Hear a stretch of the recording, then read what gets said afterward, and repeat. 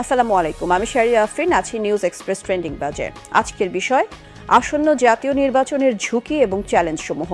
ত্রয়োদশ জাতীয় সংসদ নির্বাচন এবং গণভোটের তফসিল চলতি সপ্তাহেই ঘোষণা করা হবে বলে জানিয়েছেন নির্বাচন কমিশনার ইসি ব্রিগেডিয়ার জেনারেল অবসরপ্রাপ্ত আবুল ফজল মোহাম্মদ সানাউল্লাহ। তিনি বলেন, প্রধান নির্বাচন কমিশনার সিইসি ইতিমধ্যেই জানিয়েছেন সপ্তাহের যে কোনো একদিন তফসিল ঘোষণা করা হবে।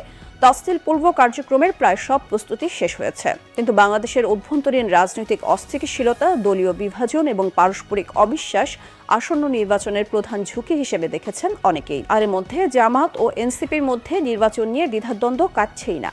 গণভোট ও নির্বাচন একই দিনে চান না জামায়াত সহ ৮ দল। অন্যদিকে এনসিপির সব রাজনৈতিক দল প্রস্তুত হওয়ার পরই নির্বাচন তফসিল ঘোষণা করা উচিত বলে মনে করে। যদিও সরকার আনুষ্ঠানিকভাবে নির্দিষ্ট সময়ের মধ্যে নির্বাচন আয়োজনের প্রস্তুতি নিচ্ছে, তবুও সমাজের সচেতন অংশের মধ্যে সংশয় রয়েছে নির্বাচন শান্তিপূর্ণভাবে এবং নির্ধারিত সময়ে হবে কিনা।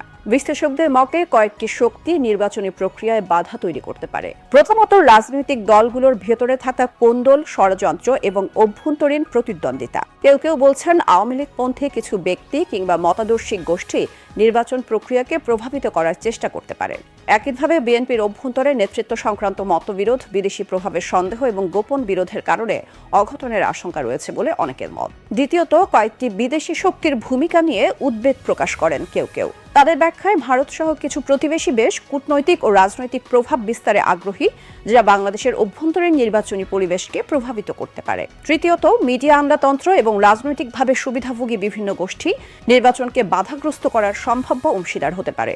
এসব গোষ্ঠীর রাজনৈতিক আনুগত্য, ব্যক্তিগত স্বার্থ এবং অতীতের অভিজ্ঞতা নির্বাচনী স্থিতিশীলতাকে দুর্বল করতে পারে। সমগ্র বিবেচনায় অভ্যন্তরীণ কোন্দল, রাজনৈতিক স্টেক হোল্ডারদের ভুল সিদ্ধান্ত, বিদেশি প্রভাব এবং তথ্যযুদ্ধ মিলেই ঘোষিত সময় নির্বাচন আয়োজনকে শঙ্কার মুখে ফেলতে পারে। তবে নির্বাচন কমিশনের কর্মকর্তারা বলছেন, নির্বাচনের কিছু প্রস্তুতি নিতে হয় তফসিলের আগে, আর কিছু প্রস্তুতি নিতে হয় তফসিল ঘোষণার পরে। তফসিল ঘোষণার আগে যেসব প্রস্তুতি দরকার সেগুলো ইতিমধ্যে সম্পন্ন হয়েছে।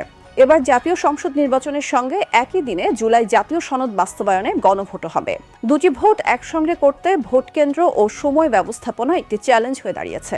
আশা করি সব চ্যালেঞ্জ কাটিয়ে দ্রুতই নির্বাচনের তফসিল ও নির্বাচনের তারিখ ঘোষণা হবে, সেই আশাবাদ ব্যক্ত করে আজকে ট্রেন্ডিং বাজ এখানেই শেষ করছি।